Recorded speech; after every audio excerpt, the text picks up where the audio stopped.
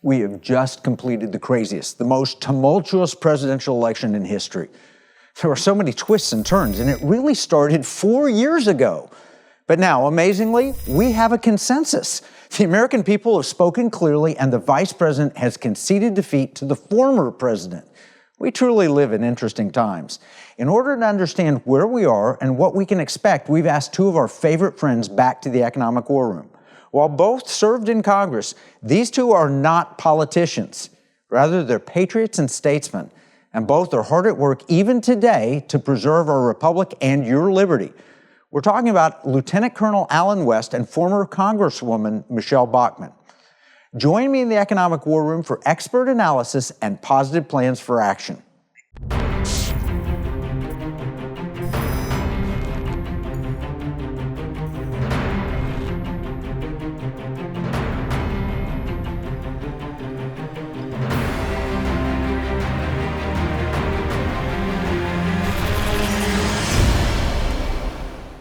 Mike Carter, my colleague and co-host of Pirate Money Radio, will join me for analysis in the third segment of this show. We'll study the election results. Mike is a co-founder of the NSIC Institute and helping lead the charge on many of our Economic War Room projects.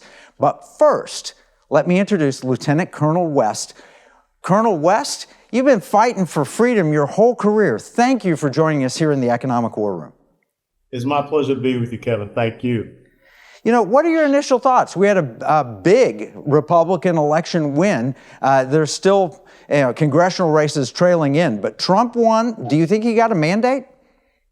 Yeah, he absolutely got a mandate. And one of the things I look at is that, when you take the most unpopular vice president coming out of the most unpopular presidential administration, and you think you're going to pull the wool over the American people's eyes, I think that that's what you saw last night with the response from the American people. They're concerned about the issues. They're not concerned about identity politics. And when you look at the crosstabs of the support to President Trump, it is absolutely phenomenal.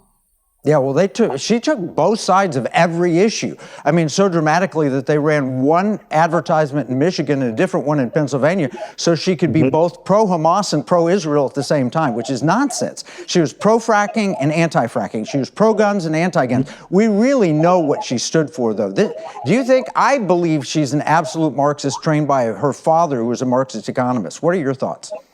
No, you're absolutely right. And you look at all her policies, and there were two things that condemned her to the fate that she experienced last night. Number one, the interview with Dana Bash on CNN, when she said my values haven't changed. So I guess we go back to who she said she was in 2019. Then the second one was when she was on The View and Sonny Hostin asked what would she do differently from the Biden administration. She said she couldn't think of a thing. She said she had no regrets. So when you think about all of the policy failures of the Biden administration, she owned it. And she has consistently said that she's been a part of all those decisions. She was the last person in the room with the Afghanistan debacle. So she pretty much so condemned herself. And Kamala Harris was much like a cloud. I mean, you can see a cloud, but if you ever go to try to touch a cloud, there's no substance there whatsoever. Yeah, no, I think that's exactly right. And, she was at the very end, she was running ads telling women, vote one way and then lie about it, lie to your husbands. I think a lot of women voted against her and voted for Trump, but didn't make that known publicly to the pollsters and others, because he did so much better with so many demographic groups. Well, there's so much underpolling of President Trump's support, and he's always going to underpoll. And so you go back 4 years ago, going into those final weeks of the election in 2020, Joe Biden's up 7 to 8 points.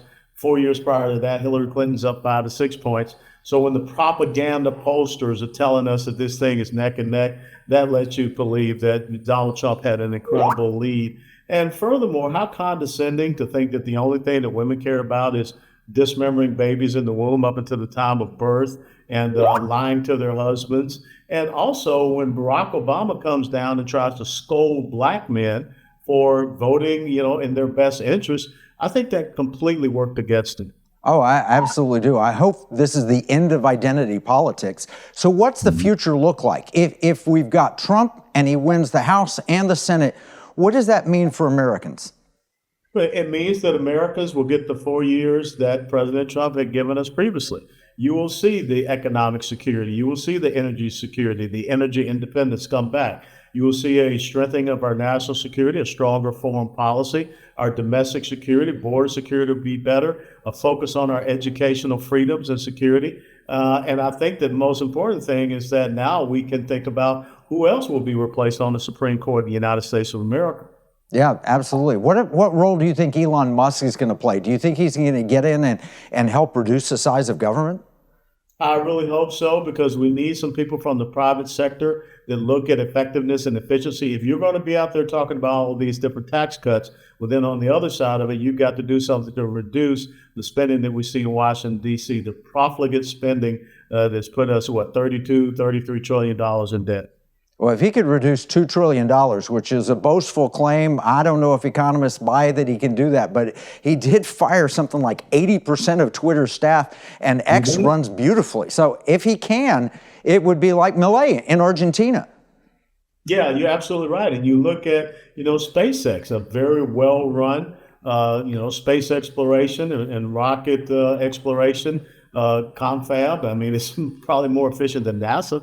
Do you think he's going to get rid of all the politicized admirals and generals that have been, literally running our government for globalist means and for their own profit rather than taking care of our own national security?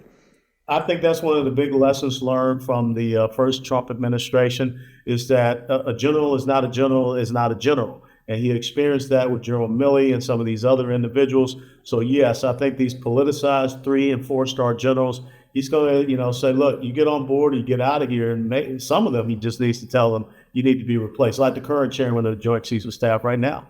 Yeah. What's your first piece of advice for him? Does he tackle that, the budget debt, the economy, the energy? Does he, the FBI and all the weaponization? What would you put him on first? I think that there are 3 points that you want to have a 3-pronged attack against. You go for our border security / national security, because they're tied together, our economic and energy security. I think those are the critical things, and that's what the American people are looking for. Well, you get good results in that, and you have a robust, growing economy. You've got wages going up. Just like you said, that's the first Trump administration before COVID hit. Mm-hmm. You're absolutely right, and I think that that's what the American people expect, and that's what they're looking for. They have given him a Republican Senate and looks like a Republican House, and so they want people to get things done. So if the Trump administration called on Lieutenant Colonel West, would you be willing to go back and serve in government again? And what would you do if you did? Well, of course. I mean, I have a heart for serving this country, and I'll always honor my oath to the Constitution. That's fantastic. Colonel, you've been terrific in Texas. You've been terrific in Florida. And you know what? You're just a great American patriot. I've known you for a number of years here, back to when you were a congressman. So I just want to thank you for taking time with us. What's the best way for people to follow you right now? Steadfast and Loyal Podcast. You can follow me on Twitter, and also theacru.org, American Constitutional Rights Union. All right, we need to take a break. When we come back, we'll talk with Congresswoman Michele Bachmann. In uncertain times, finding stability in the economy can feel challenging. But what if you could navigate economic volatility while honoring your biblical values? At Timothy Plan, they believe this balance is possible. Timothy Plan filters its volatility-weighted ETFs and family of mutual funds through a biblical pro-life and pro-family lens, so you can see competitive returns and moral responsibility, helping you to weather the economic storms. With Timothy Plan, align your investments with your values while adapting to our ever-changing culture. Since 1994, Timothy Plan has been recognized leader in biblically responsible investing. Timothy Plan, your bridge between faith, finances, and the future. Visit timothyplan.com or call 1-800-TIM-PLAN or 1-800-846-7526. Investing includes risk, including possible loss of principal. Before investing, carefully consider a fund's investment objectives, risks, charges, and expenses contained in the prospectus available at timothyplan.com.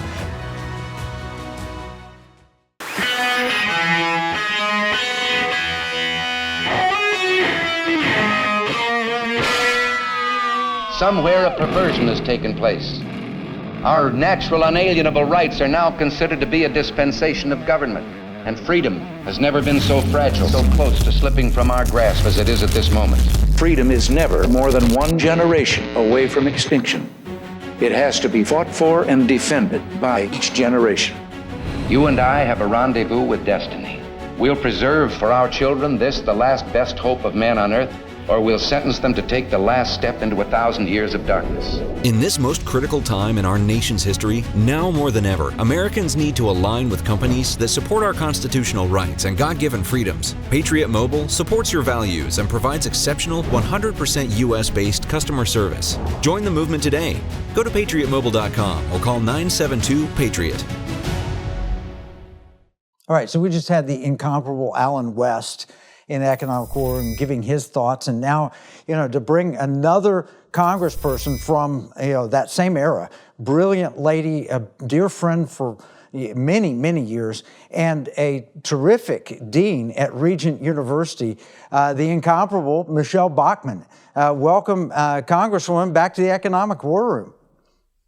Kevin Freeman, it's always a thrill to be with you. Thank you for having me on today. All right, so you were studying the election all night. You were on Victory TV talking about it. What are your thoughts coming out? I tweeted this earlier. Kamala Harris promised to bring back joy to American politics, and I got to hand it to her. She kept her promise. I'm joyful. How about you? I am too. I think most of America is joyful right now. We've been waiting for this for 4 long years. It was a very different response on election night in 2020. It was inexplicable.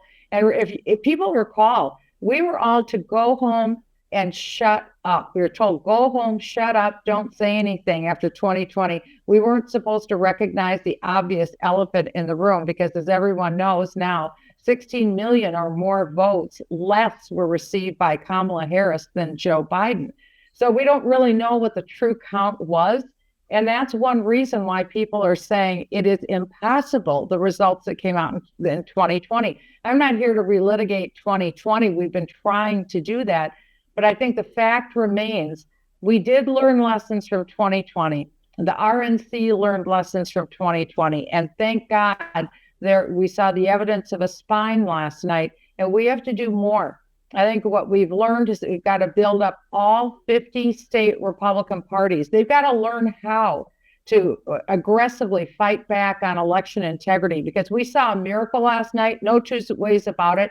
Early on in the election cycle, I truly believe that this was not going to be won in the natural, it'd be run in the supernatural, and I believe it was a miracle that took place last night, but it was by the aggressive nature of trying to stop cheating, because everything was very slow coming in. That happened in 2020. It was very slow coming in. And then all of a sudden, there were requests once again to shut down counting and send home poll workers.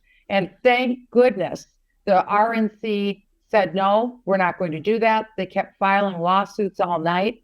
And ultimately, the results prevailed that we see now. But we shouldn't have to fight that hard. So I hope with President Trump, a Republican Senate, and hopefully a secure Republican House, we'll be able to reform elections going forward. And the federal mandate, I know the Constitution guarantees that the states set up election laws, but the federal government could mandate contours, guide rails that states have to put into place, such as identification, citizenship requirement, and paper ballots, and that elections are held on one day. So we could contest all of that, but we've got to get very aggressive about election integrity. Why? Because the United States spends more money on elections than any other nation on earth. We have the most despicable, dysfunctional elections. Botswana had an election last week, and they managed to have a perfectly sane election and install their new leaders all within 48 hours. It puts the U.S. to shame. So we've got to go back to the nation that we used to be on elections, and we've got to get it right, because we should never put the American people through this again. Florida is a perfect example. I mean, Florida, they had their counting done. We know exactly what happened very soon, very early in the night. Florida was the worst mess in the 2000 election, and it was the best outcome of, I mean, they're the third largest state in America, and they had their counting done.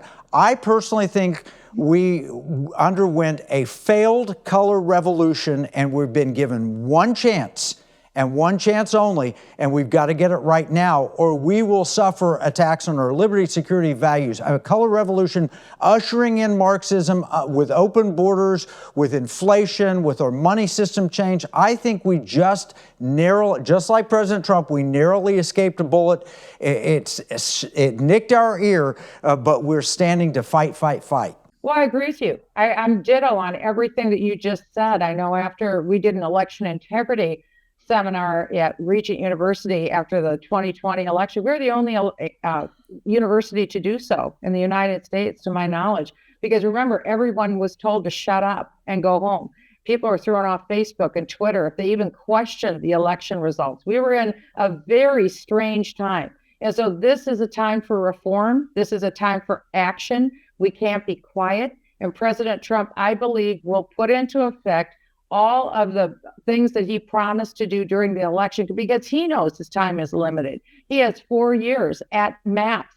And so we have to be about the business of reform and getting the nation back on track. That's what the people expect. That's what they deserve. And Kevin, I'm with you 100% on that. Well, no more pandemics, because that interrupted his presidency the last time and caused it to go out not like it should have. It came in like a lion. It should have gone out like a lion. Here we are coming in like a lion, and I think we've got a huge opportunity. He talked about returning power to the states, and he's done that on the abortion issue. I want him to do it on the money issue.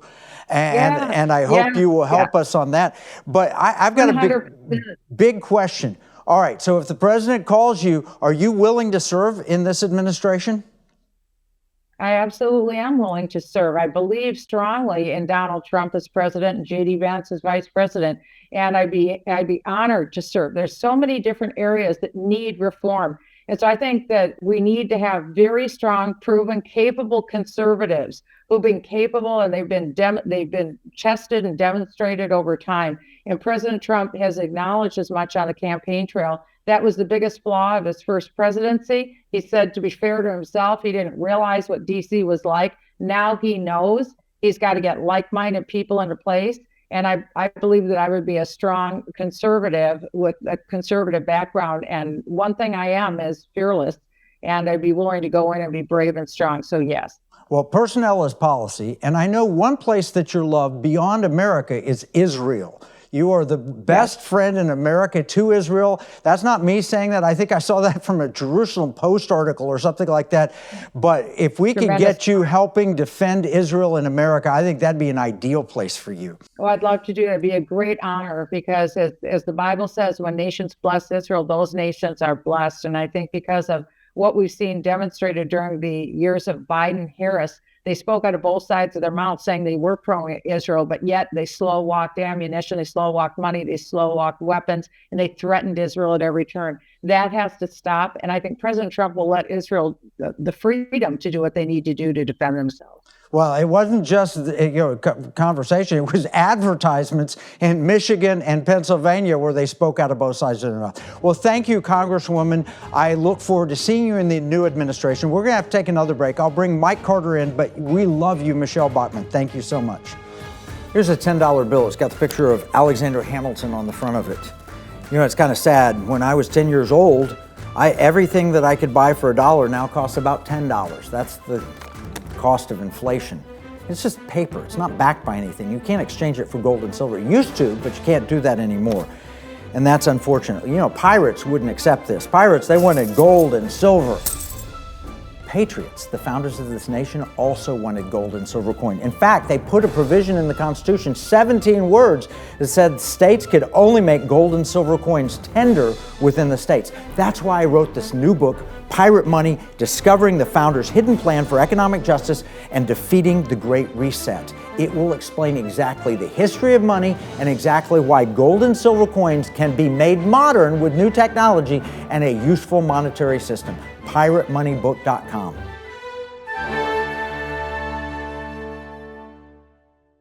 Washington said paper money opens the door to every species of fraud and injustice. Jefferson said paper is poverty. Hamilton said to emit an unfunded paper as the sign of value ought not to continue a formal part of the Constitution.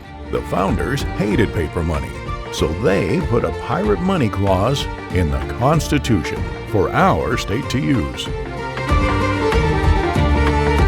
Learn more at transactionalgold.com. Welcome back to the special edition of the Economic War Room. We've just had two incredible guests, Alan West and Michele Bachmann, and I'm joined here with Mike Carter, my colleague, the co-host of Pirate Money Radio, and he is also in charge of one of our Economic War Room projects, Pirate Money, that we've been pushing. We're going to analyze the election results with him. Mike is a colleague, he's a dear friend. Mike, what are your thoughts? You heard Michele, you heard Alan West before her. What are your thoughts? Well, let me just start by saying it was a great night, Les, watching the election results on the eve of the campaign and watching what the different political pundits said out there. And it's not often you get to watch that without feeling a little bit of anxiety, wondering what's going to happen next. I was shaking watching it, worried that the color revolution was going to continue, but through the night, I didn't see the 15 million ballots drop in the middle of the night from mail-in ballots. No, I saw CNN delaying kind of the broadcast for a little bit, and they said, well, there's still a chance on mail-in ballots. We don't have the mail-in ballots yet, and so forth. But as the night went on and on and on, we saw more and more red. Those red counties spreading across the country, and it was miraculous to me. Over 1,000 counties where Trump was up 3% over previous results. Michele was up, Kamala was up over none of those, and that's the power of this, the grassroots movement that's happening out there. The small ships, like we like to talk about here in Economic War Room. It was the small ships that stood together with one voice and turned this political thing upside down. Yeah, well, Fox called it early, which was nice. They refused to call Arizona, 4 years ago. Fox called it early, and Blaze, of course, did incredible coverage on it. But I also flipped over. I have to admit, I had to see Rachel Maddow, and you could see the tears forming.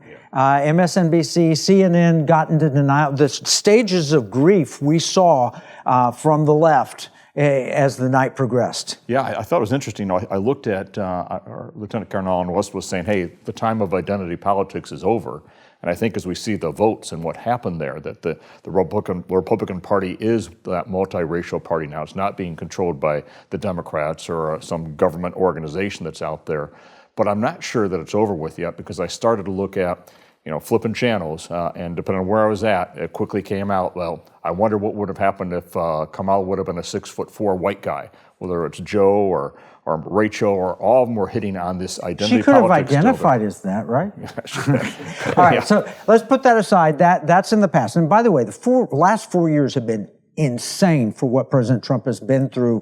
2 impeachments, the covering up of the Biden laptop, the J6, the congressional investigation, weaponized Justice Department, the raid on his home, civil and criminal lawfare, felony charges, attempts to keep him off the ballot, multiple states, being called Hitler, having a sitting president publicly call for a bullseye on him, and then 2 assassination attempts after that. What kind of man is this? I'll tell you what I think he is. I think he's a patriot, and I think he wants to return power to the states and the people, just like the 10th Amendment to the Constitution. Absolutely. And when we can't do what we did last time, I think in 2016, many of us got to the point of, okay, well, Trump's in office, now I can relax, I don't have to do anything. No, that's not how you create change. You create change exactly by what happened on this election, by working together, standing together, creating one voice, and all of us doing our part, and then getting more and more out of this bureaucratic system in D.C. back to the state level. And so much what we're working on with Pirate Money, with transactional gold and silver, that is a state-based solution. It's a big one. We're seeing in the political side of it.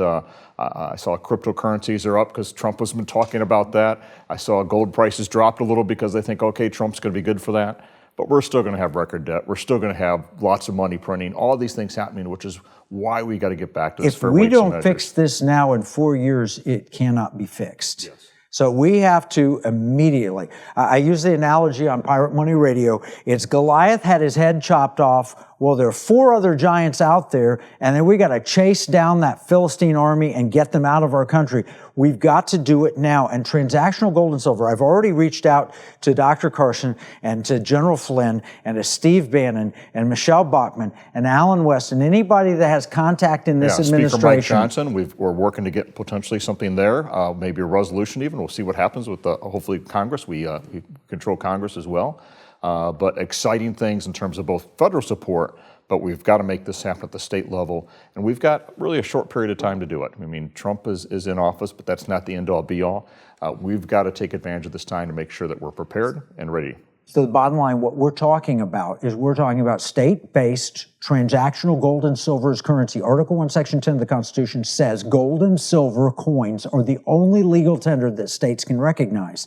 Now, if you add modern technology, you throw a debit card on your gold and silver coins so you can spend them electronically in the modern economy. You can walk into a coffee shop and buy a cup of coffee with a fraction of an ounce of gold. You could buy a house with it. You could buy a stick of gum with it. You could do, that should be legal tender. The state can make it legal tender. The state can add the technology. And when they do, we have a perfect solution for inflation. Plus, the Harris administration was talking about capital gains taxes. They love capital gains taxes. That would not apply to gold and silver holdings if we get our way and the courts rule our way, and I think they would. It's amazing that this is in the Constitution for such a time as this. The technology exists to make gold actually transactional, make it spendable.